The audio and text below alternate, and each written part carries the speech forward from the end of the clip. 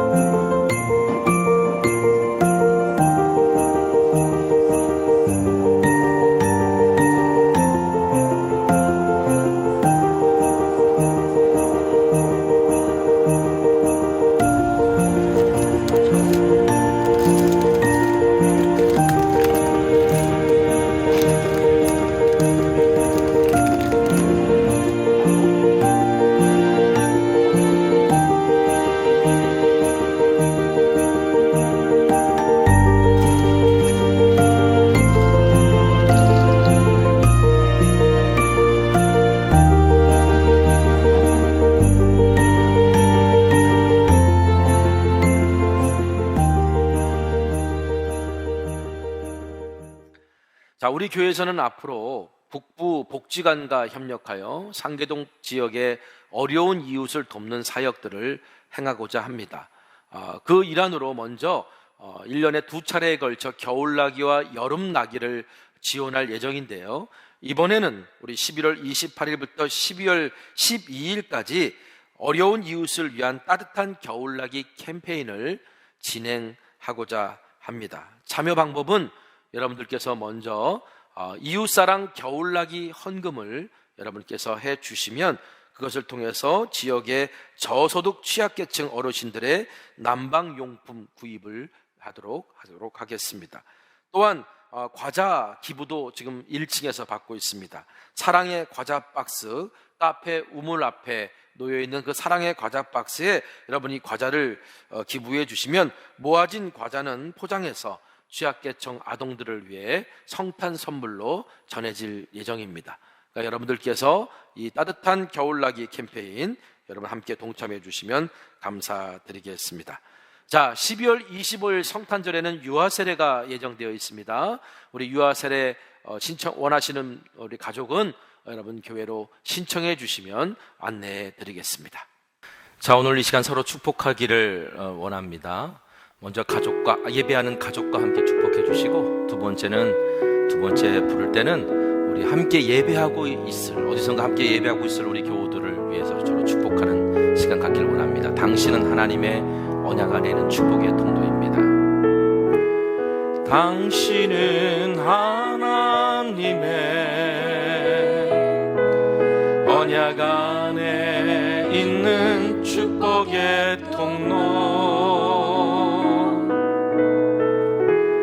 당신을 통하여서 열방이 주께 돌아오게 되리. 다시 한번 축복하겠습니다. 당신은 하나님의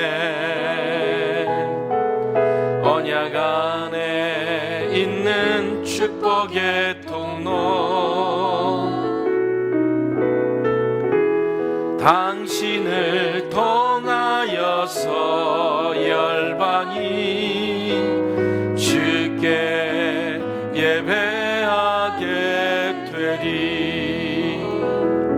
조금 전 당신을 통해 열방이 주께 예배하게 될 것이라고 서로를 향해 축복했습니다.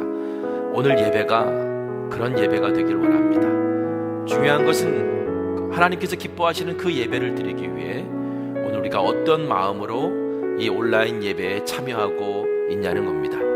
여러분, 오늘 시간 먼저 기도할 때 하나님의 은혜가 나를 통해 흘러갈 수 있는 예배자가 먼저 되게 하여 주시옵소서.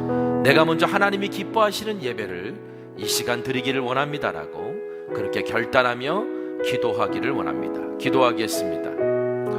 거룩하신 아버지 하나님, 11월 마지막 주 주일 강림절 첫째 주일에 오늘 하나님 앞에 나와 예배하는 오늘 주의 자녀들에게 은혜와 복을 더하여 주시기를 원합니다. 어디서든지 어떤 시간이든지 하나님을 생각하고 하나님을 바라보며 예배하는 주의 자녀들을 축복해 주시옵고, 오 하나님, 오늘 그 예배자들을 통하여 온 열방이 하나님을 예배하게 할 수 있는 그런 아버지 그 기쁨이 우리의 예배 가운데 일어날 수 있도록 하나님 함께하여 주옵소서. 오늘도 이전에 없던 새 노래로 하나님을 찬양하고 하나님의 이름을 높이게 하실 줄 믿습니다.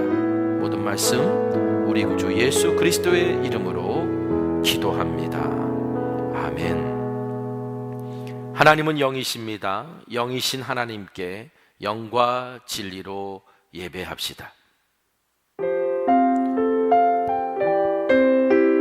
나는 하나님을 예배하는 예배자입니다. 함께 찬양하겠습니다.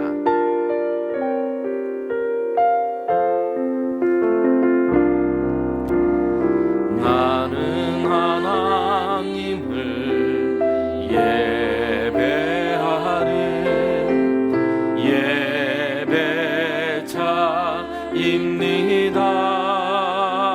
예배자입니다. 내가 서 있는 곳 어디서나 하나님을 예배합니다. 내 영혼 거룩한 은혜를 향하여 내 마음 완전한 하나님 향하여 이곳에서 바로 이 시간 하나님을 예배합니다.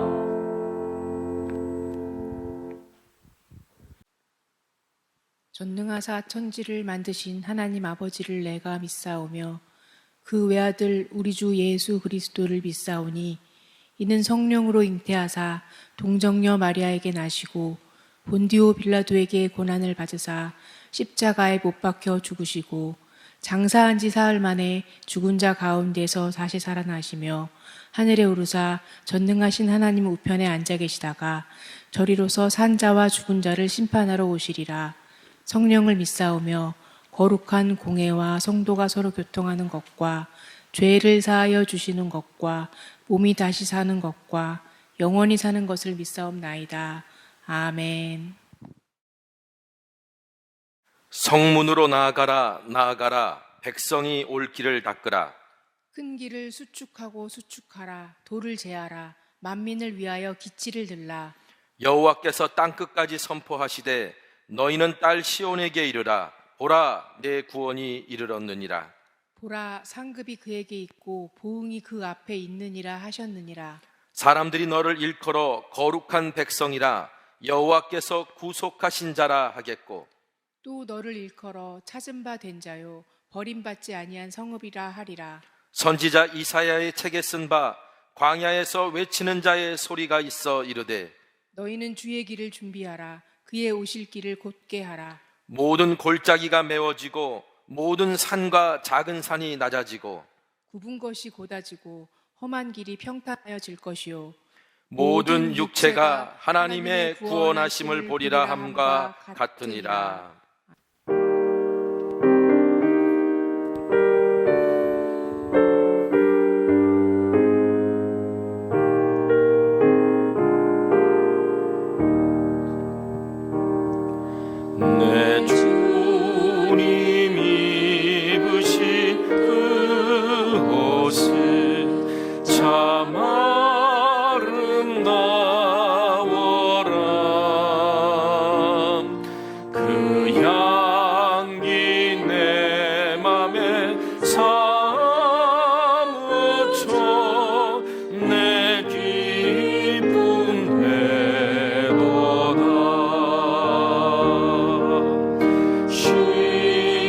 온성보다 더 찬란한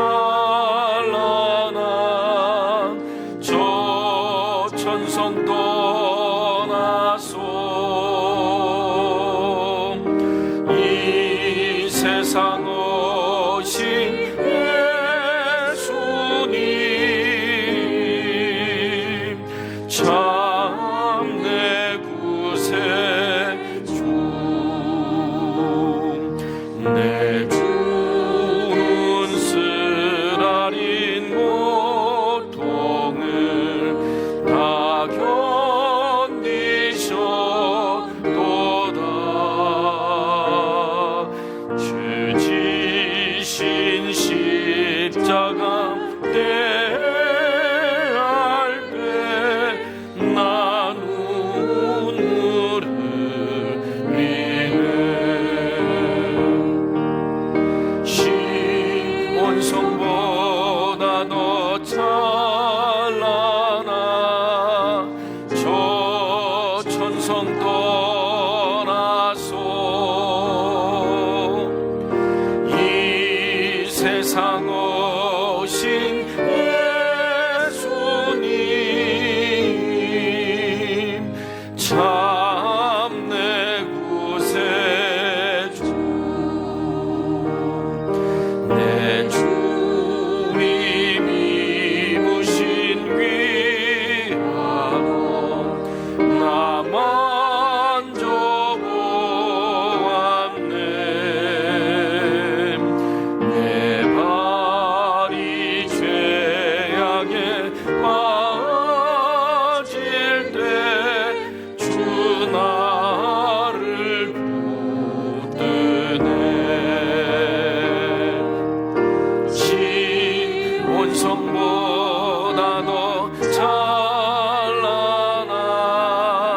저 천성 떠나소.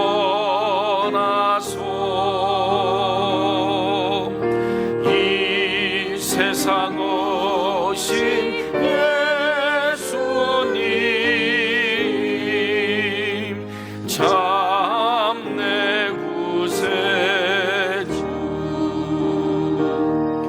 내 주님 영광에 옷 입고 문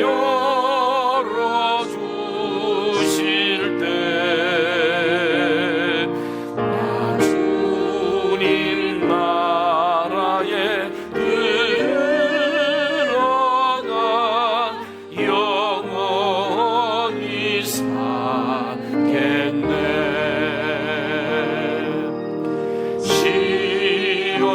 시온성보다 더 찬란한 저 천성 떠나소. 이 세상 오신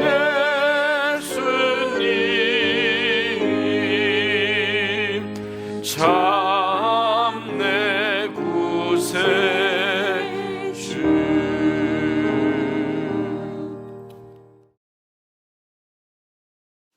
태초에 온 세상을 말씀으로 지으시고 지금도 우리 삶 가운데 역사하시는 여호와 하나님께 경배와 찬양을 올려드리며 감사를 드립니다. 우리의 삶의 주인이신 하나님의 뜻에 순종하지 못하고 죄 가운데 살았던 모든 어리석음을 회개하오니 긍휼히 여겨주시고 용서하여 주시옵소서. 지난주일 추수감사절을 지키며 하나님께서 이스라엘에게 주신 내가 너희의 목자가 되리라고 하신 약속의 말씀이 우리에게도 동일한 은혜로 임하게 하심에 감사를 드립니다.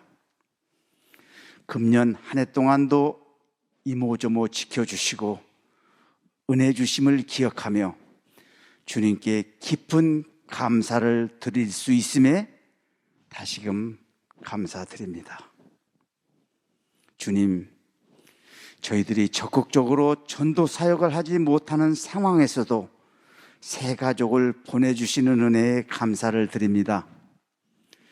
주님께서 예비하시고 준비하여 보내주신 한 가족들과 온라인을 통하여서 송천교회를 만나게 된 이들에게 강단에서 선포되는 참된 진리 말씀을 들음으로 그리스도를 보다 깊게 알아가게 하옵소서. 그로 말미암아 여호와를 즐거워하며 그들의 입가에 행복과 기쁨의 미소가 번지게 하시고 하나님 나라를 회복해가는 도구로 쓰임받을 수 있는 성도로 우리 모두와 연합하여 선을 이루도록 축복하여 주시옵소서. 지난주일 설교 말씀인 좁은 길을 걸으며 감사하는 삶을 한 주간 동안 마음의 양식으로 삼아 말씀 한 구절이라도 삶에 적용하여 살았는지 이 시간 점검해 보기를 원합니다. 감사는 하늘문을 여는 열쇠요 하나님이 일하시는 시작이므로 우리가 아무리 부족하고 연약해도 주어진 것에 감사하며 하나님 사역에 동참하면 하나님이 일하시는 놀라운 기적을 경험하게 된다는 말씀에 용기를 얻어 주님께 한 걸음 더 나아가 주님께서 맡기신 사역을 감당할 수 있기를 기도합니다. 선교, 봉사, 다음 세대, 새가족, 각 사역 부서마다 금년도의 사역을 돌아보고 내년도의 사역을 알차게 준비하게 하시니 감사합니다. 세워주신 선교회장님들과 속장님들을 일꾼 삼으시고 선교적 교회를 이루어가는 아름다운 동역자로 합력하게 하시니 더욱 감사하나이다. 서로 유기적으로 잘 협력하여 우리의 생각보다 더 풍성한 내년도 사역이 되도록 인도하여 주셔서 주님의 기쁨이 되는 성천교회가 되게 이끌어 주시옵소서. 오늘은 우리 교회가 청소년 주일로 지키고 있습니다. 마땅히 행할 길을 아이에게 가르치라. 그리하면 늙어도 그것을 떠나지 아니하리라는 잠언의 말씀을 따라 우리의 젊은이들이 청소년 때부터 주님의 말씀을 마음판에 새기고 말씀대로 살아들이게 인도하옵소서. 너희는 이 세대를 본받지 말고 오직 마음을 새롭게 함으로 변화를 받아 하나님의 선하시고 기뻐하시고 온전하신 뜻이 무엇인지 분별하도록 하라는 말씀을 교훈 삼아 하나님 나라의 선한 청지기로 쓰임받게 하시고 이 어지러운 세상에 빛과 소금이 되어 정화시킴으로 주님의 마음을 시원하게 하는 자녀들이 모두 되게 하여 주시옵소서. 질풍노도와 같은 청소년 시대를 주님이 주시는 지혜로 아름다운 꿈을 꾸게 하시고 이 꿈이 이루어 나가도록 도와주시옵소서. 주님, 우리의 청소년들을 마음껏 격려해 주시고 복 내려 주옵소서. 김인종 담임 목사님을 통해 선포되는 하나님의 말씀이 우리의 심령을 울리는 말씀으로 옥토에 심겨져 30배, 60배, 100배의 결실이 있기를 기도드립니다. 담임 목사님 항상 성령의 충만함으로 채워주시고 영육이 강건하게 하시며 가정이 평안하게 하옵소서. 부목사님들이 가정에도 건강과 성령의 은혜와 평안이 함께하기를 기도합니다. 내년도 목회 계획 위에도 주님의 세밀한 손과 선한 인도하심이 함께 하심으로 잘 세워지고 온 교우들과 함께 이루어가는 과정 속에서 감사와 기쁨이 넘쳐나게 하옵소서.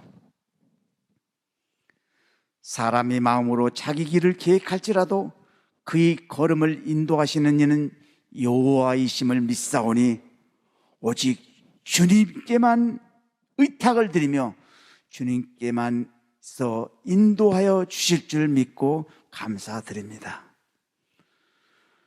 주님, 오늘 예배를 위해 곳곳에서 수고와 헌신을 드린 분들에게 성령의 은혜를 부어주시사 평안과 감사와 기쁨을 허락하여 주시옵소서. 모든 영광 여호와 나의 하나님께 올려드리며 예수님 거룩한 이름으로 기도합니다. 아멘. 하늘에 계신 우리 아버지여, 이름이 거룩히 여김을 받으시오며 나라가 임하시오며 뜻이 하늘에서 이루어진 것 같이 땅에서도 이루어지이다. 오늘 우리에게 일용할 양식을 주시옵고 우리가 우리에게 죄 지은 자를 사하여 준 것 같이 우리 죄를 사하여 주시옵고 우리를 시험에 들게 하지 마시옵고 다만 악에서 구하시옵소서. 나라와 권세와 영광이 아버지께 영원히 있사옵나이다. 아멘.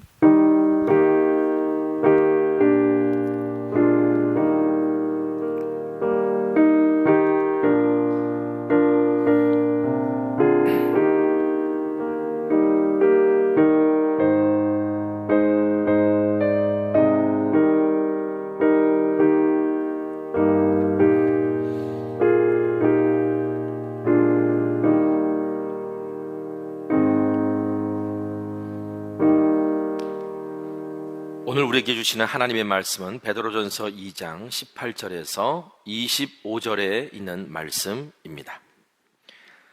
사환들아, 범사에 두려워함으로 주인들에게 순종하되 선하고 관용하는 자들에게만 아니라 또한 까다로운 자들에게도 그리하라.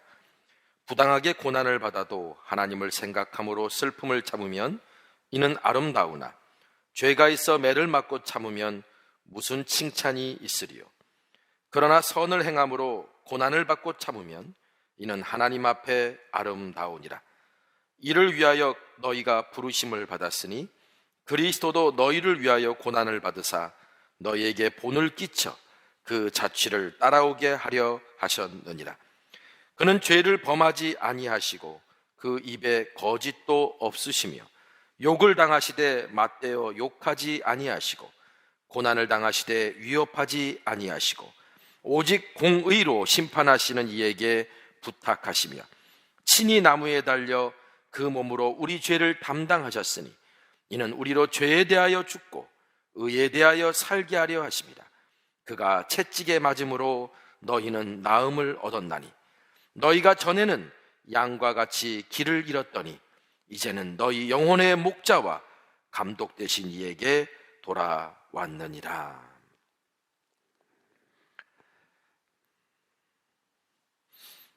할렐루야. 오늘은 베드로전서를 통해 배우는 제자도 세상이 이웃 삼고 싶은 그리스도인 15번째 시간으로 그리스도의 아름다움을 본받는 삶이란 말씀의 제목 가지고 여러분들과 함께 은혜 나누기를 소망합니다.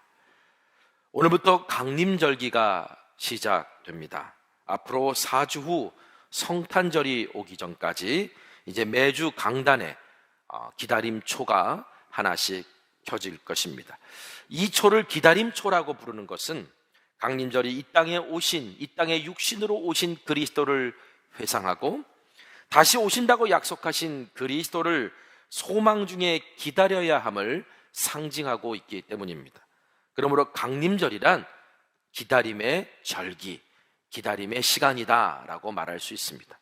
그렇다면 우리는 어떻게 이 강림절에 기다림의 시간을 보내야 할까요?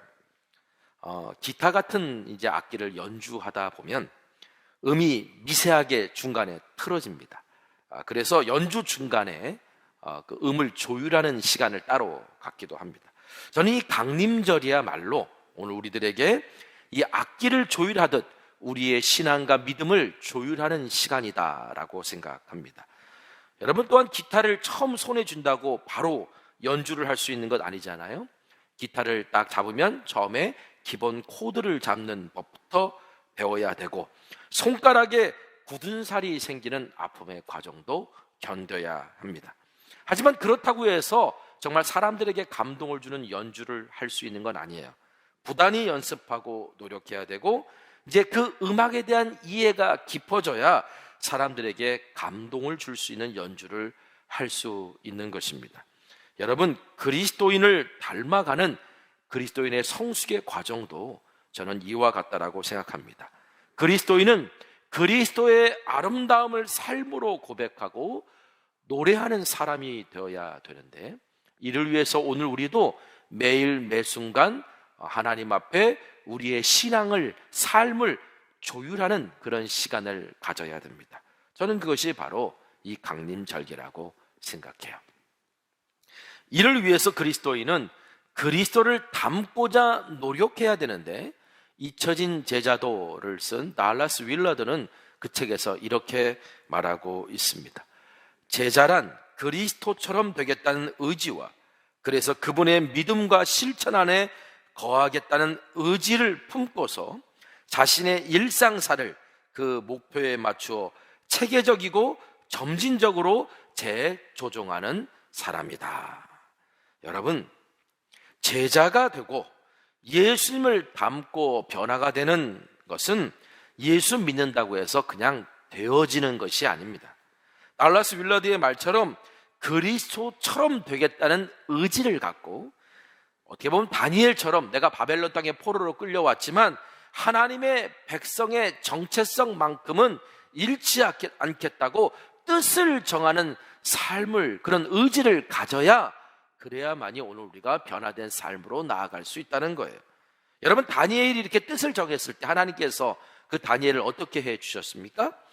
다니엘이 이렇게 뜻을 정했을 때 하나님께서는 다니엘을 그 바벨론 제국 안에서 가장 지혜로운 사람으로 만들어 주셨고, 그의 믿음은 지금까지도 많은 사람을 옳은 대로 인도하는 별처럼 빛나는 그런 믿음으로 오늘 우리에게 빛나게 해주고 계십니다. 여러분, 하지만 우리가 착각하면 안 되는 것이, 내가 의지를 갖고 뜻을 정한다고 내 행위와 노력으로 의롭게 된다는 것은 아니에요. 의지를 갖고 뜻을 정한다는 건, 제가 예전에도 한번 설명드렸는데, 바람이 불어올 때 돛을 펴는 것과 똑같습니다. 돛을 펴지 않은 배는 항해할 수 없잖아요. 하지만 돛을 펴도 바람이 불지 않으면 대해로 나갈 수가 없습니다. 돛은 우리의 믿음이고 의지고 뜻을 정하는 것이라면, 바람은 성령의 바람이고 은혜의 풍성함으로 쏟아부어 주시는 하나님의 사랑이라고 말할 수 있습니다.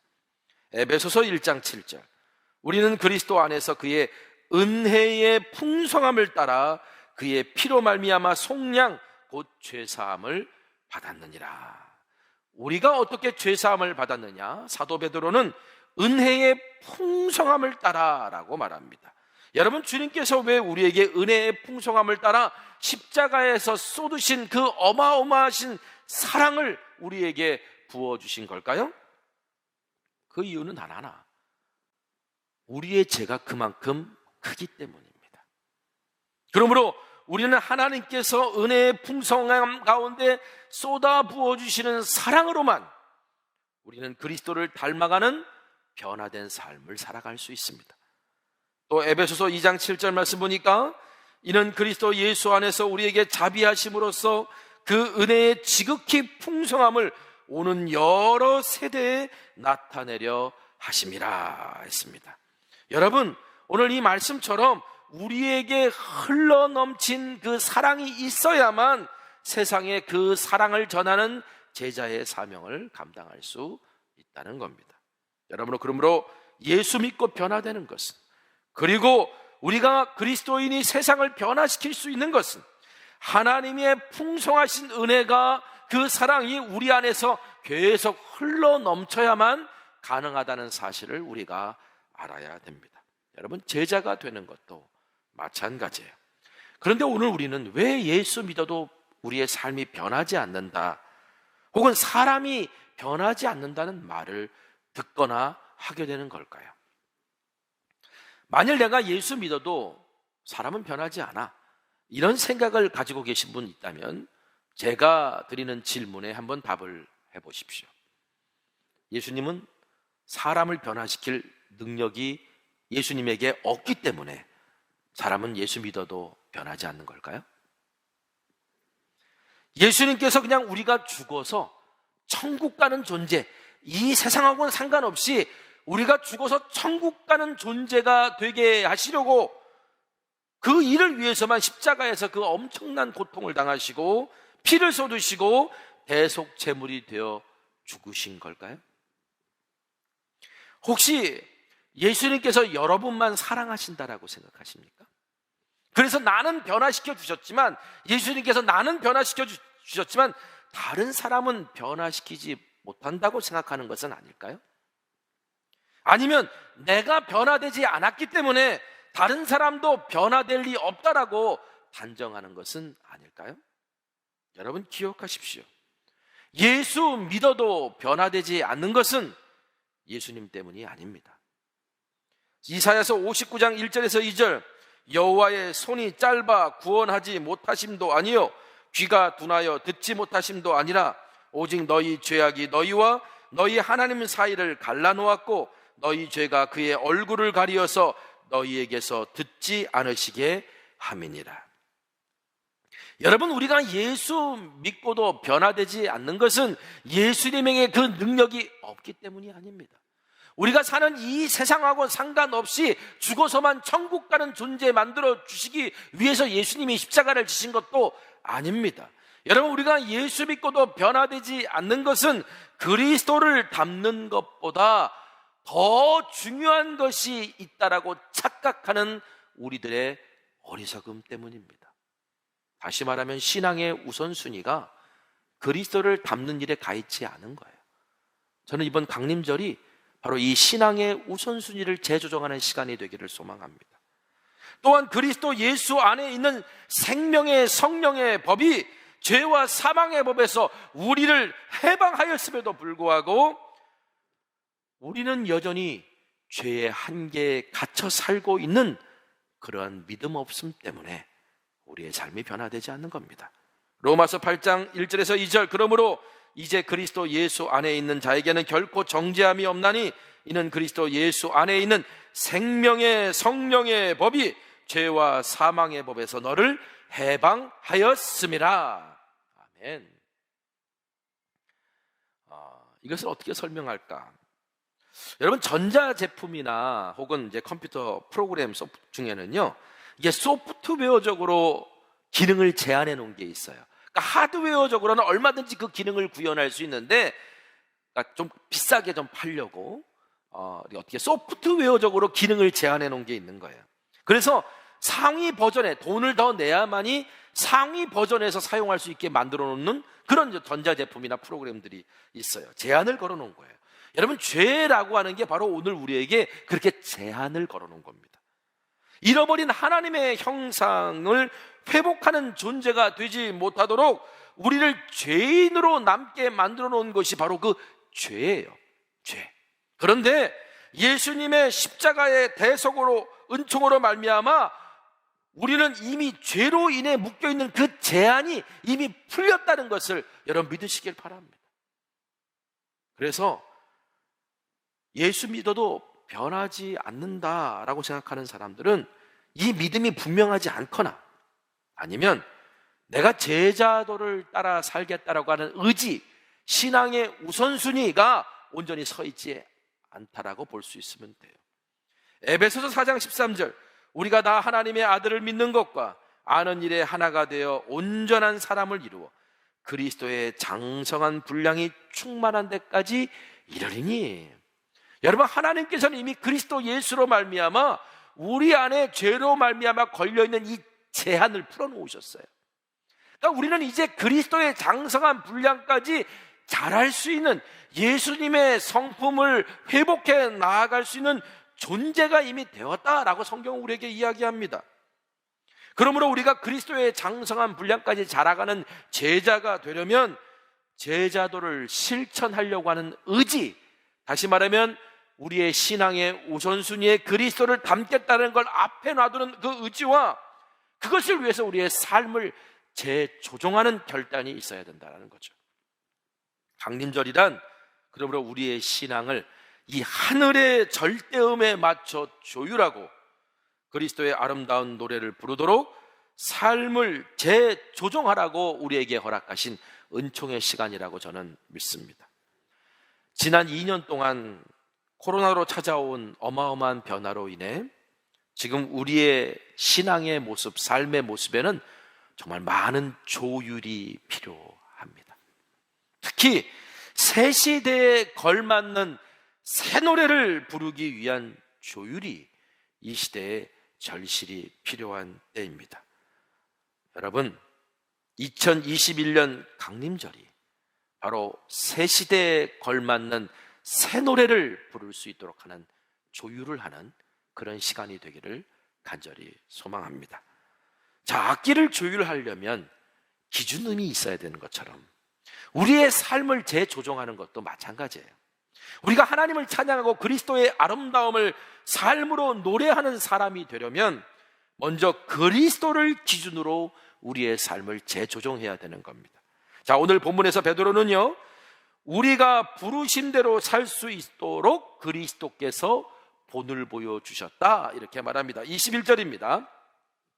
이를 위하여 너희가 부르심을 받았으니 그리스도도 너희를 위하여 고난을 받으사 너희에게 본을 끼쳐 그 자취를 따라오게 하려 하셨느니라. 아멘. 자, 여기서 본을 끼쳐라는 말은 본을 남기셨다. 여기서 본이란 모범, 기준 이렇게 말할 수 있는데요, 당시 그냥 원어적인 의미는 이런 거예요. 그냥 말 그대로 본이에요. 본. 그러니까 선생이 제자들에게 너 이렇게 글씨를 써라고 써준 것, 그걸 본이라고 그러는 거였어요. 원어적인 의미로는 우리가 흔히 이제 펜글씨를 배울 때 처음에는 교본 위에 이제 글씨가 써 있고 그 글씨 위에 그대로 따라쓰게 하잖아요. 그렇죠? 아마 글씨 잘 쓰는 분들은 이런 연습 많이 처음부터 이렇게 하셨을 거예요. 그러니까 예수님이 남겨놓으신 본을 따라 사는 것도 바로 그런 거라는 거예요.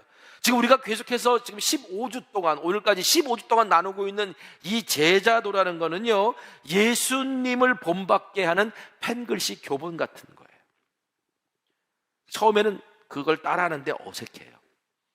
삐뚤삐뚤 빗나가기도 하고요.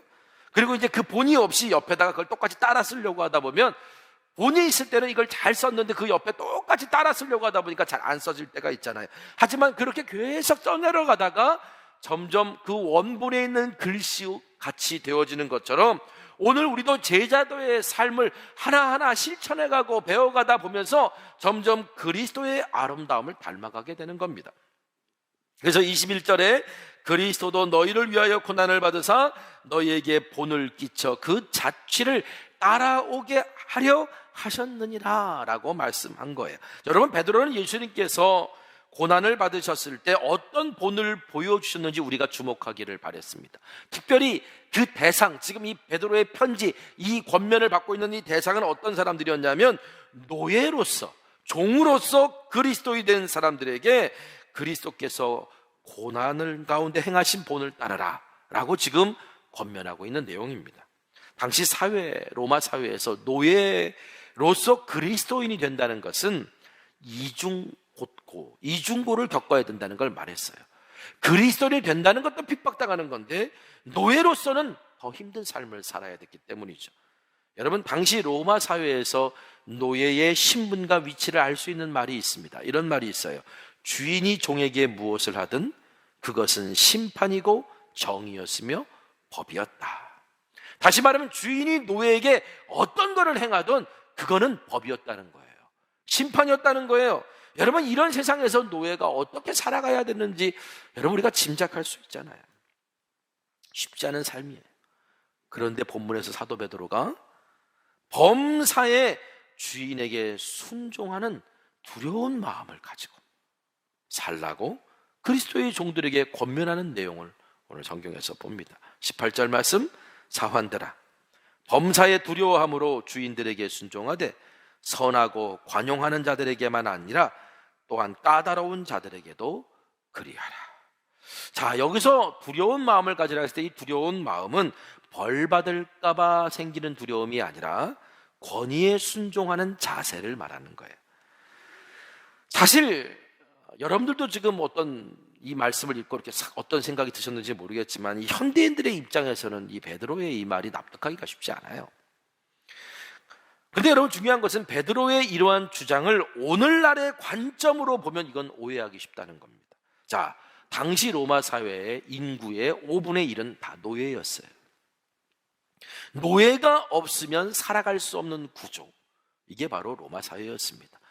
교사도 노예가 있었고 의사도 노예가 있었고 전문 직장도 노예가 있었고 심지어는 여러 가지 하여튼 다양한 분야에서 다 노예가 있었습니다. 그러니까 베드로는요, 초창기 이제 베드로나 초대 그리스도인들 중에는 노예들도 많이 있었거든요. 그런데 베드로나 당시 초대교회는 노예 제도를 반대하는 것에 대해서 그렇게 적극적으로 소리를 내지 않았어요. 단지 초대교회와 그리스도인들은 이 문제를 그리스도인 다운 방식으로 해결하는 것을 보게 됩니다. 자, 바울이 노예로서 그리스도인 된 자들에게 이렇게 말합니다. 에베소서 6장 5절 7절 말씀 세번역 성경으로 읽어드릴게요. 종으로 있는 이 여러분, 두려움과 떨림과 성실한 마음으로 육신의 주인에게 순종하십시오. 그리스도께 하듯이 해야 합니다. 사람을 기쁘게 하는 자들처럼 눈가림으로 하지 말고 그리스도의 종답게 진심으로 하나님의 뜻을 실천하십시오. 사람에게가 아니라 주님께 하듯이 기쁜 마음으로 섬기십시오.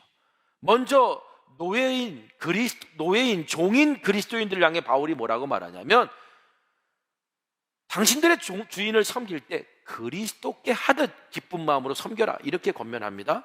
자, 근데 여기서 끝나는 게 아니에요. 바울은 그리스도인으로서 노예를 둔 주인에게도 이렇게 권면합니다. 에베소서 6장 9절에 세번역 성경입니다. 주인된 이 여러분, 종들에게 이와 같이 대하고 위협을 그만두십시오. 그들의 주인이시요 여러분의 주님이신 분들께서 하늘에 계신다는 것과 주님께서는 사람을 차별하여 대하지 않으신다는 것을 여러분은 아십시오. 여러분, 이건 놀랍고도 당시에는 아주 혁명적인 주장이었고요, 사도 베드로도 이 주장에서 벗어나지 않았습니다. 여러분, 여기서 그리스도인다운 방식이라는 게 뭐냐면 사회의 제도를 막 바꾸려고 노력하는 게 아니라 먼저 그리스도인의 구원받은 삶의 방식을 세상에 보여줘서 그것이 영향력이 있게 만들어서 세상을 바꿔나가는 것, 이게 바로 그리스도인다운 세상을 변화시키는 방법이었다라는 거예요. 신학자였으며 철학가이고 사상가였던 이반 일리치라고 하는 분에게 어떤 분이 이렇게 물었습니다. 어떻게 해야 사회를 변화시킬 수 있을까요? 폭력을 통한 혁명입니까? 아니면 점진적인 개혁입니까? 우리는 사회를 변화시키는 것을 폭력을 통한 혁명이냐 아니면 점진적인 개혁이냐라는 것으로 논의하고 주장하기도 하지만 이반 일리치는 이렇게 말했습니다. 아닙니다. 혁명도 아니고 점진적인 개혁도 아닙니다. 세상을 변화시킬 수 있는 건 새로운 이야기가 시작될 때입니다. 새로운 이야기가 들려올 때라고 그렇게 이반 일리치가 이야기했습니다. 이게 무슨 의미일까요? 대표적인 예가 바로 빌레몬서에 나오는데, 도망친 노예였던 오네시모를 그 오네시모의 원래 주인이었던 빌레몬에게 사도 바울이 그를 돌려보내면서 하는 그 이야기가 사실은 그 세상을 변화시키는 새로운 이야기로 그 세상에 들려올 수 있었어요. 자, 당시 로마 사회에서요, 도망친 노예는 얼마든지 죽일 수 있었습니다. 근데 오네시모는 도망친 노예 중에 한 사람으로 사도 바울을 만나게 되었고, 그가 예수를 믿고 그리스도의 신실한 일꾼으로 변화받습니다. 이때 사도 바울이 이 오네시모를 뭐라고 부르냐면 내 마음이다, 신복이다 라고 부를 정도로 오네시모는 바울에게 아주 인정받는 교회의 일꾼이었어요.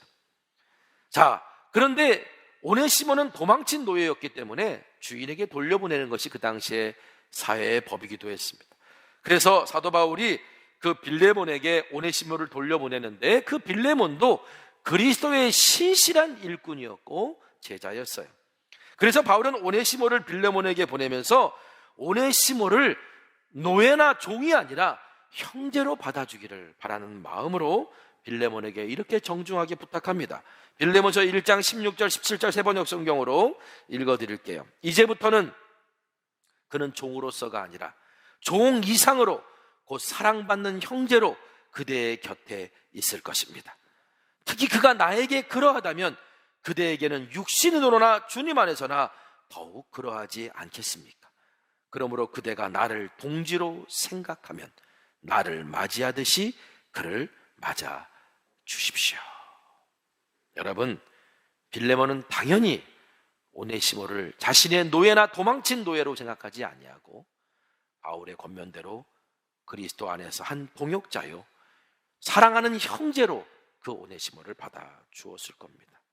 여러분, 우리가 확인할 수 있는 것은 1세기 로마 시대의 그리스도인들은 제국의 법과 질서 안에 살면서도 흔히 제3의 길이라고 말하는 그리스도께서 본을 보여주신 삶을 통해 세상을 변화시켜 나갔다는 거예요. 바로 오네시모와 빌레몬의 새로운 이야기처럼 말입니다. 여러분, 저는 우리 성천교회가, 그리고 오늘 저와 여러분의 삶의 이야기가, 그리고 오늘 이 시대의 그리스도인들의 이야기가 바로 이렇게 세상을 변화시켜 나가는 새로운 이야기로 세상에 들려지기를 간절히 소망합니다.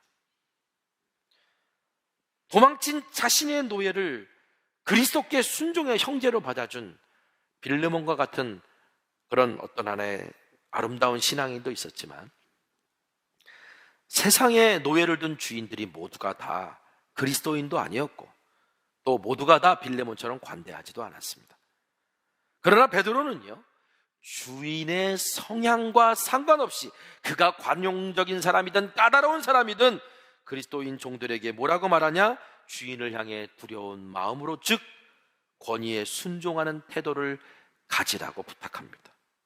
자, 그런데 여기서 그치는 것이 아니라 아무리 주인의 종이라 할지라도, 주인의 소유라 할지라도 그리스도인은요, 진정한 주인은 오직 예수 그리스도라는 사실은 잊지 않아야 된다라고도 말하고 있습니다.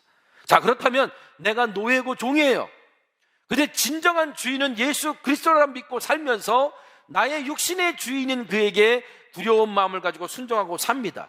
그런데 그것이 충돌할 때가 생기잖아요. 진정한 주인을 따를 것인가, 아니면 내 육신의 주인인 나의 육신의 주인을 따를 것인가라고 하는 문제에 있어서 충돌하게 되었을 때 어떻게 해야 되느냐? 베드로는 그 해결 방법을 이렇게 말합니다. 19절 20절. 부당하게 고난을 받아도 하나님을 생각함으로 슬픔을 참으면 이는 아름다우나 죄가 있어 매를 맞고 참으면 무슨 칭찬이 있으리요? 그러나 선을 행함으로 고난을 받고 참으면 이는 하나님 앞에 아름다우니라. 자, 여러분, 그리스도인 노예로서 주인에게 부당하게 고난을 받는 경우가 뭐가 있을까요? 아마 그리스도인으로서의 정체성을 잃지 않으려고 하다가 주인의 뜻과 맞지 않아서 주인이 부당한 어떤 벌을 내린 그런 경우였을 거예요.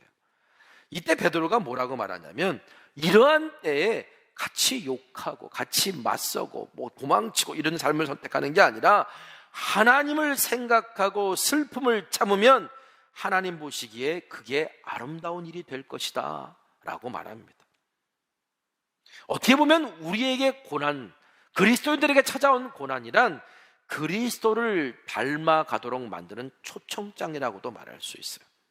여러분, 그리스도인의 아름다움은 어떤 고난 가운데 더 드러나게 돼 있어요. 여러분, 우리의 믿음은 어디서 작동해야 되느냐? 평안한 데서 작동하는 게 아니라 시련과 고난 속에서 우리의 믿음이 작동해야 된다는 거예요. 자, 애굽의 노예로 팔려가서 총리가 된 요셉을 보세요.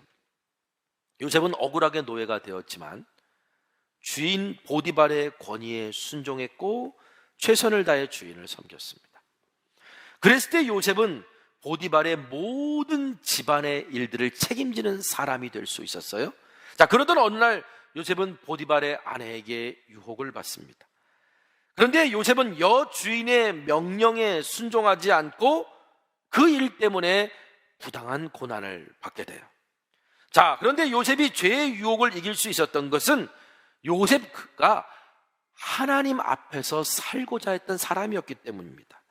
다시 말하면 요셉은 지금 보디발의 권위에 순종하고 살았지만 하나님의 권위에 순종하는 것을 우선해 두었던 사람이었다는 거예요. 그렇기 때문에 자신을 유혹하는 여주인의 명령과 여주인의 권위를 거부할 수 있었던 거죠. 그래서 요셉은 죄의 유혹 앞에서 먼저 하나님을 생각했어요. 창세기 39장 9절, 이 집에는 나보다 큰 이가 없으며 주인이 아무것도 내게 금하지 아니하였어도 금한 것은 당신뿐이니 당신은 그의 아내임이라. 그런즉 내가 어찌 이 큰 악을 행하여 하나님께 죄를 지으리까. 자, 이 일 때문에 요셉이 정말 억울하게 감옥에 갇히고 부당한 고난을 받죠. 그때 요셉은요, 하나님을 생각하며 슬픔을 참습니다. 그랬을 때 하나님께서는 요셉이 총리가 되도록 인도하셨고 이를 통해 만민의 생명을 구원하게 하셨어요. 요셉은 용모가 빼어났고 아름다운 사람이었다라고 전해집니다. 그런데 요셉은 고난을 당하면서도 하나님을 생각하고 슬픔을 참았기 때문에 하나님 보시기에도 진정한 아름다운 사람이 될 수 있었습니다. 여러분, 그런데 베드로가 살던 이 시대, 아니 요셉이 살던 이 시대의 그 주종의 관계, 주인과 노예의 관계를 이 오늘의 관점에서만 이해하고 적용하면 또 안 돼요. 자, 내가 어떤 회사를 다니고 혹은 어떤 사회생활을 하는데 부당한 일을 당할 때가 있어요. 뭐 갑질을 당할 때도 있고요. 아니면 불의한 일을 하라고 강요받을 때가 있어요. 내가 돈을 벌고 직장에서 있지만 아니 불의한 일을 하라고 그러는 거예요. 그리고 그런 불의한 일을 덮으라고 하는 그런 명령을 받았을 때, 그런데도 불구하고 우리가 그 명령에 순종해야 되는 걸까요? 그 명령을 따라야 되는 걸까요? 만약에 이런 상황에 베드로가 있었다라면 베드로가 그럼에도 불구하고 하나님을 주인이 그 상사의 말에, 사장의 말에 복종하라고 말했을까요? 아마 만일 베드로가 오늘날에 살고 있으면서 그런 일을 겪었다면 우리에게 똑같이 말하지는 않았을 거예요. 그런데 여러분, 세상이 아무리 달라졌어도 그리스도인으로서 부당하게 고난을 받을 때, 부당한 처사를 당할 때 베드로는요, 지금도 먼저 하나님을 생각하라는 말은 분명히 했을 거라고 저는 믿습니다. 자, 하나님을 생각하라는 말이 뭐냐면 하나님 앞에 선 존재임을 알고 내가 하나님과 함께한 사람인지를 먼저 생각하고 어떻게 해야 될지를 결정하라는 거예요. 그러니까 우리가 처해 있는 상황이 다 달라요. 그렇기 때문에 어떤 하나의 예를 들고서 이렇게 해야 된다라고 말할 수가 없어요. 주인의, 사장의 부당한 말인 줄 알았는데 알고 봤더니 나의 게으름의 문제일 수도 있고요. 그렇죠? 그 사람의 게으름의 문제일 수도 있고요. 여러 가지 상황이 다르기 때문에 그리스도인으로서 어떤 상황에 던져졌을 때 먼저 하나님을 생각해라. 내가 하나님 앞에 선 존재임을 잊지 말고 내가 정말 하나님과 함께한 사람인지를 정말 확인하고 돌아보고 그리고서 결정하라. 여러분, 이 사실은 불변의 법칙이라고 생각합니다. 그러니까 우리가 어떤 상황이든지 간에 하나님 앞에 선 존재고 하나님께서 함께 하신다는 것을 믿기 때문에 어떤 상황을 참고 견디는 것이라면 저는 그것이 하나님 보시기에 아름다운 일이라고 생각해요. 또한 내가 하나님 앞에 선 존재고 하나님이 함께 하신 것을 믿기 때문에 불의를 거부하고 선을 행하다가 고난을 받는다면 그 역시 저는 하나님 보시기에 아름다운 일이라고 생각합니다. 여러분, 우리가 여기서 오해하지 말아야 될 것, 부당한 고난과 그에 따른 고통을 무작정 견디는 것을 하나님이 기뻐하신다라고 생각하지 마시기 바랍니다. 하나님을 생각하고 하나님이 함께 하심을 믿기 때문에 손해보고 고난을 받아도 그리스도인다운 결정을 하는 것, 그것이 참고 견디는 것이든 부당한 것에 대해서 항의하는 것이든 하나님을 기쁘게 하는 아름다운 일이라는 거예요. 여러분, 그리스도께서 본을 보여주신 것도 바로 이와 같은 겁니다. 21절, 이를 위하여 너희가 부르심을 받았으니 그리스도도 너희를 위하여 고난을 받으사 너희에게 본을 끼쳐 그 자취를 따라오게 하려 하셨느니라. 자, 여기서 예수님께서 우리에게 도대체 무슨 본을 보여주신 걸까? 22절 24절에 이런 내용이 나옵니다. 자, 그는 죄를 범하지 아니하시고 그 입에 거짓이 없으시며 욕을 당하시되 맞대어 욕하지 아니하시고 고난을 당하시되 위협하지 아니하시고 오직 공의로 심판하시는 이에게 부탁하시며 친히 나무에 달려 그 몸으로 우리 죄를 담당하셨으니 이는 우리로 죄에 대하여 죽고 의에 대하여 살게 하려 하심이라. 그가 채찍에 맞음으로 너희는 나음을 얻었나니. 이게 바로 예수님께서 우리에게 본을 보여주신 거라는 거예요. 여러분, 베드로가 3년 동안 예수님과 함께 공생의 생활을 했습니다. 예수님과 먹고 잤어요. 그러니까 여러분, 어떻게 보면 어떤 사람을 아무리 존경해도요, 그 사람과 가까이 지내다 보면 실망하는 것이 있기 마련 아닙니까? 그런데 베드로는 예수님과 3년 동안 가까이 있으면서 발견한 게 하나 있어요. 예수님은 죄를 범하신 적이 없다는 거예요. 거짓말을 하신 적이 없다는 거예요. 그런데도 불구하고 예수님이 억울하게 고난을 당하셨으니 얼마나 억울하셨을까요? 그런데 우리 예수님은 어떻게 하셨습니까? 예수님께서 우리에게 본을 보여주시려고 그 고난에 대한 대처로 내가 아무리 고난을 당하고 어려움이 있어도 그리스도인으로서 부름받은 그 길을 가라고 십자가를 지시는 모습을 보여주셨습니다. 부르심의 길을 올곧게 걸어가는 모습을 보여주시면서 그러면서 모든 상황의 결과를 하나님께 맡기는, 내가 그리스도로서 마땅히 걸어가야 될 길을 걸어가면서 모든 결과를 내가 심판자가 아니라 하나님께 맡기는 그 모습을, 그 본을 주님께서 제자들에게 보여주셨다는 거예요. 여러분, 예수님의 이러한 모습이야말로 어떻게 보면 베드로의 논리대로 하면 가장 아름다운 모습이라 할 수 있어요. 예수 그리스도야말로 세상에서 가장 아름다운 분이십니다. 예수님께서는 하나님을 생각하며 엄청난 고난의 십자가를 참으셨잖아요. 그리고 하나님 보좌 우편 중에 지금 영광 가운데 계심을 보여주고 계시잖아요. 그래서 히브리서 12장 2절에 그 예수를 우리가 바라보라고 말합니다. 믿음의 주여 또 온전하게 하시는 예수를 바라보자. 그는 그 앞에 있는 기쁨을 위하여 십자가를 참으사 부끄러움을 개의치 아니하시더니 하나님 보좌 우편에 앉으셨느니라. 아멘. 오늘 저와 여러분이 그리스도의 아름다움을 본받는 제자도의 삶으로 세상을 아름답게 변화시키는, 세상이 이웃 삼고 싶은 그리스도인으로 변화되어 가기를 간절히 소망합니다. 이 강림절기에 주님께서 오늘 우리를 그렇게 조율해 가시는 은혜가 있기를 소망합니다. 우리 함께 말씀 기억하면서 함께 찬양하고 기도하기를 소망합니다. 주님 다시 오실 때까지. 여러분, 어떻게 보면 오늘 그리스도인으로서 이 땅에 살아가는 삶이라고 하는 것이 제3의 길이라고 할 수 있어요. 왜냐하면 예수님께서 우리에게 본을 보여주신 거니까. 그 길을 우리가 올곧게 걸어갈 때 오늘 사도 베드로의 말처럼 하나님을 생각하고 그 길을 걸어가고 때로는 고난을 견디고 부당한 일을 당했을 때 하나님께 나아가는 삶은 우리를 아름답게 하는 삶이라고 말할 수 있습니다. 하나님 앞에 아름다운 것이다. 오늘 저와 여러분이 걸어가는 삶이 매일매일 주님이 걸어가신 길이 되기를 소망하고 그리스도의 아름다운 본받아 살아가는 귀한 삶이 되기를 간절히 소망합니다. 오늘 이 찬양을 고백하고 함께 기도할 때 내가 그리스도의 아름다움을 본받는, 그래서 내 안에 새로운 이야기가 나의 가정과 세상을 변화시키는 그런 시작이 되기를 소망합니다라고 함께 찬양하고 기도하기를 원합니다. 주님 다시 오실 때까지요. 주님 다시 오실 때까지 나는 이 길을 가리라.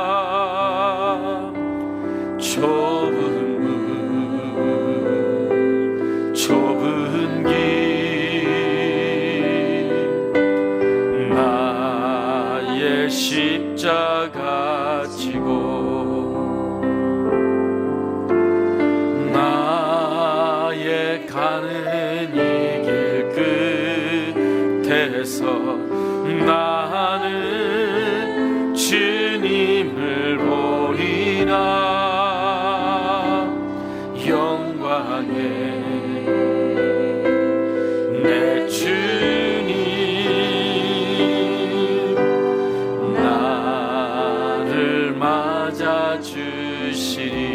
주님 다시 오실 때까지, 주님 다시 오실 때까지 나는 일어나 달려가리라. 주의 영광 온 땅 덮을 때 나는 일어나 노래하리. 내 사모하는 주님 온 세상 구주시라. 내 사모하는 주님 영광의 왕이시라. 오늘 시간 우리가 함께 기도하길 원합니다. 오늘 내가 그리스도의 아름다움을 본받는 그 삶을 내가 살아가기를 원합니다. 이 강림절에 나의 신앙의 우선순위가 그리스도를 닮아가는 것으로 설 수 있도록 나의 삶의 우선순위가 그렇게 재조정되게 하여 주셔서 오늘 내 안에 그리스도로 말미암아 변화된 삶, 그리스도로 말미암아 새로워진 삶의 이야기가 나의 가정과 나의 직장과 오늘 이 세상에 퍼져 나갈 수 있게 하여 주시옵소서. 오늘 내가 주님께서 우리에게 명령하신 대로 아버지 우리가 그렇게 살아가기를 소망하오니 오 하나님, 오늘 우리를 통해서 아버지 그런 놀라운 변화의 역사가 나타나게 해달라고 우리 함께 다 같이 기도하겠습니다. 거룩하신 아버지 하나님, 이 강림절기에 아버지 오늘과 하나님의 하늘에서 들려주는 그 소리에 나의 삶을 재조정합니다. 아버지 하나님, 정말 노예로서 그리스도의 노예의 그리스도인으로 살아갈 수밖에 없는 이중고를 겪고 있었던 그리스도인들에게 너희들이 정말 부당하게 고난을 받아도 하나님을 생각하고 참으면 그것이 하나님 앞에 아름다운 것이라, 하나님 보시기에 아름다운 인생이 될 수 있다라고 권면하고 있습니다. 여러분, 우리의 상황이 여러 가지 다르지만 그것이 어떤 것이든 간에 내가 그리스도인으로서 부당한 일을 당할 때나 아니면 내가 정말 이 땅에 살아가면서 여러 가지 어려운 시간 속에 던질 때 먼저 내가 그 무엇보다도 하나님을 생각하는 사람 되게 하여 주옵소서. 이것이 정말 하나님의 권위에 순종하는 것인가 생각하게 하여 주시고, 아버지 내가 그것을 하나님을 생각하고 아버지 하나님 내가 견딜 수 있고 하나님을 생각하고 내가 그리스도인다운 선택을 할 수 있을 때 아버지 하나님 앞에 우리가 아름다운 삶, 그리스도를 닮아가는 아름다운 삶을 살게 될 줄 믿습니다. 오 하나님 아버지, 함께 하셔서 오늘 우리 땅에 살아가는 동안 아버지 오늘 이 강림절기에 그렇게 그리스도를 닮아가는 아름다운 고백이 우리 삶에 넘쳐날 수 있도록 하나님을 찬양하고 그리스도의 아름다움을 노래하는 그런 삶의 고백과 찬양이 오늘 우리 안에 들려질 수 있도록 아버지 하나님 은혜 내려 주시옵소서. 거룩하신 아버지 하나님, 오늘 주님 앞에 허락하신 이 강림절기에 주의 자녀들이 하나님 보시기에 아름다운 그리스도인으로 살아가기를 소망합니다. 날마다 날마다 진정한 주인이 누구신지를 고백하고 어떠한 상황이든지 먼저 하나님을 생각하고 그리스도의 아름다움을 담기 위하여 삶을 선택하는 믿음의 결단과 고백이 우리 가운데 있게 하여 주시옵소서. 오늘 또한 청소년 주일로 3부 예배 함께 모여 주의 자녀들을 축복하고 또한 기도합니다.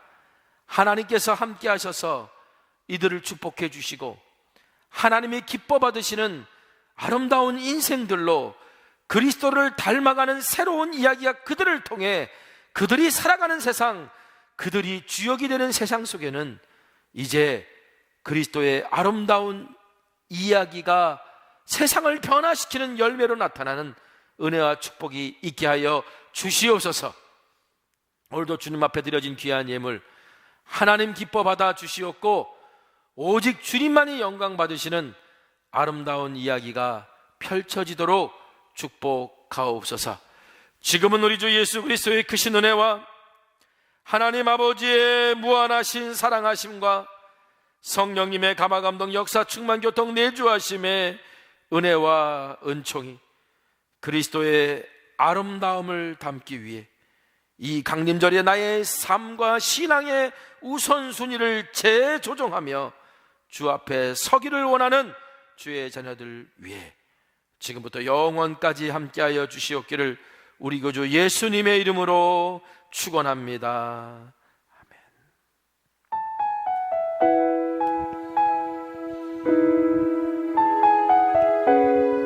오늘 말씀 기억하면서 한 주간 동안 살아가시고 오늘 이 찬양의 고백이 우리의 삶의 고백이 되기를 소망합니다. 이 세상을 살아가는 동안에, 이 세상을 살아가는 동안에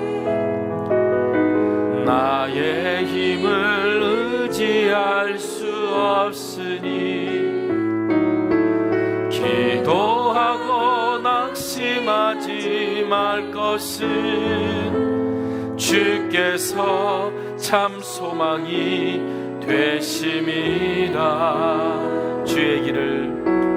주의 길을 걸어가는 동안에 세상에 것 의지할 수 없으니 감사하고 낙심하지 말 것은 주께서 참 기쁨이 되심이라. 하나님의 꿈이 나의 비전이 되고 예수님의 성품이 나의 인격이 되고 성령님의 권능이 나의 능력이 되길 원하고 바라고 기도합니다. 하나님의 꿈이 나의 비전이